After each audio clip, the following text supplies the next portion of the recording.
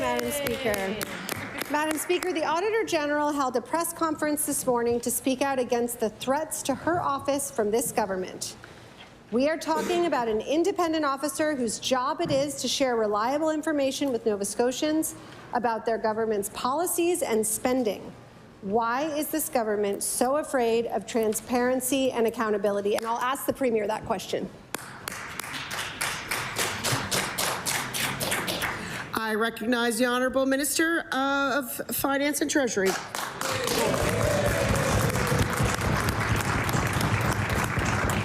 Thank you, Madam Speaker, and I'm happy to speak to our colleagues and the people of Nova Scotia on this question. We absolutely respect the work of the Auditor General. In fact, we've had 24 clean audits in a row, and as the Auditor General said this morning,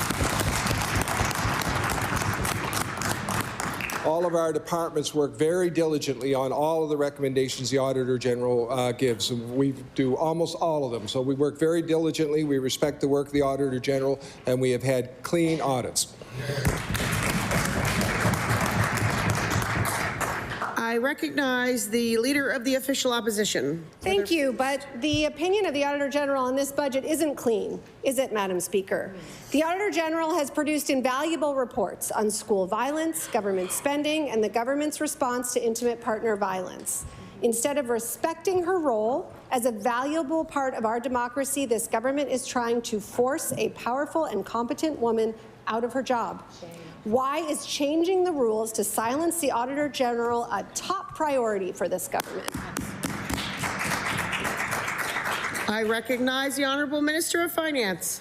Madam Speaker, I will point out that the rule changes that we are proposing are aligned with other jurisdictions and in no way will silence her ability to do her work at all. And I will say that even her suggesting that causes aspersions, unfortunately, on other jurisdictions' Auditor Generals, which is unfortunate. And I don't believe that's what the Auditor General intended, but that is the effect. So we believe the Auditor General will be fully able to continue to do her work.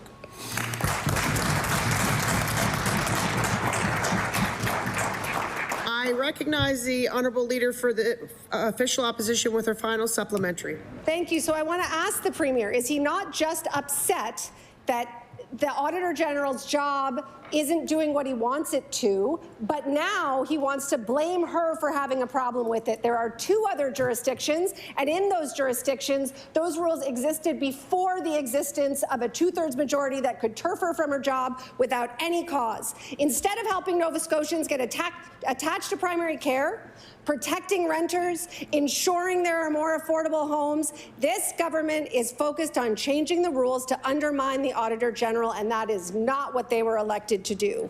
Why is restricting information more important than delivering solutions for the people of this province?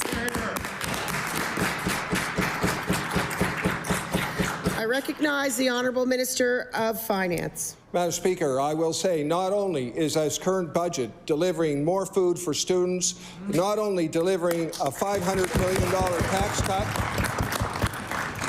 it is also delivering this year an 8% increase into the budget of the Office of the Auditor General. We support the work of the Auditor General.